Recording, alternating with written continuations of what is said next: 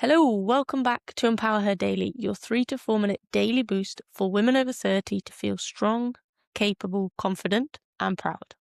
Today, we're talking about something that often flies under the radar, but actually can have a significant impact on your training, your energy, and your overall health.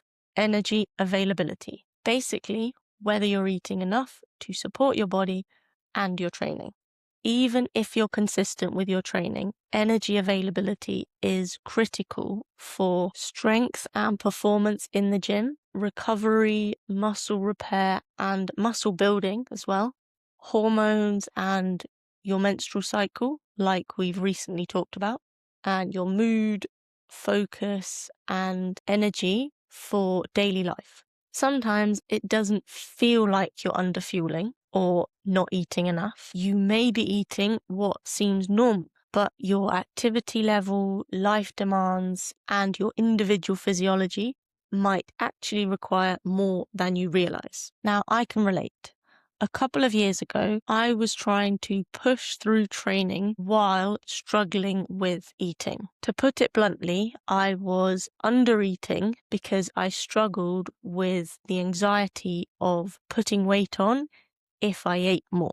And it wasn't great. I felt tired all the time. Training was unpredictable, and I found it really hard to actually build strength. And although I weighed the same as I always did, I didn't feel good. It took me a while, but once I attempted to eat more in a gentle, manageable way, I felt better. I made progress, I built strength, and I now know my body better than ever.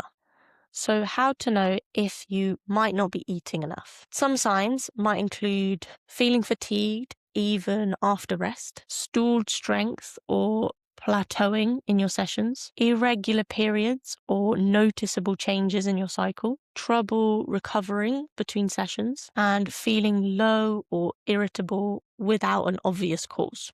If any of these feel familiar, your body is probably asking for more fuel.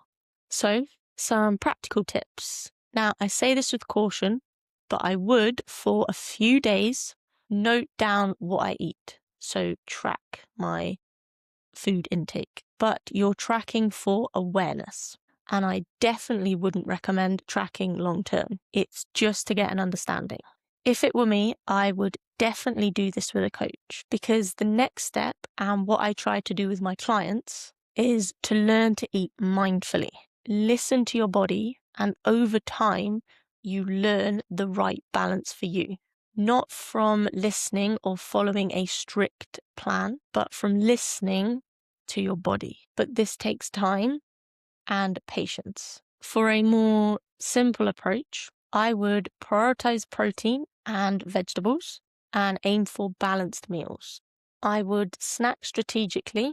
So if you train in the morning or between meals, I would have a small nutrient-rich snack like some yogurt, some fruit, a handful of nuts, because that can make a big difference to your training session. I would also make adjustments based on your week. Some days you move and train harder, so your energy intake should flex to match that. This isn't about overeating. This is about supporting your body so it can perform and recover. So for my big takeaway, I would choose just joking. Energy availability is about giving your body what it actually needs, not forcing it into restrictive rules. In fact, it's the complete opposite of that. After 30, it's easy to underestimate your needs, but a small increase in your calories at the right time can make your sessions easier, help you recover faster, and improve your day-to-day energy. It's not complicated, but it's also not easy. It's about listening to your body and responding in a realistic and sustainable way. If you need any help, you know where we are. Come on over to OK Empower. Now, thank you for listening to Empower Her Daily. This is your journey, your pace, your strength. See you next time.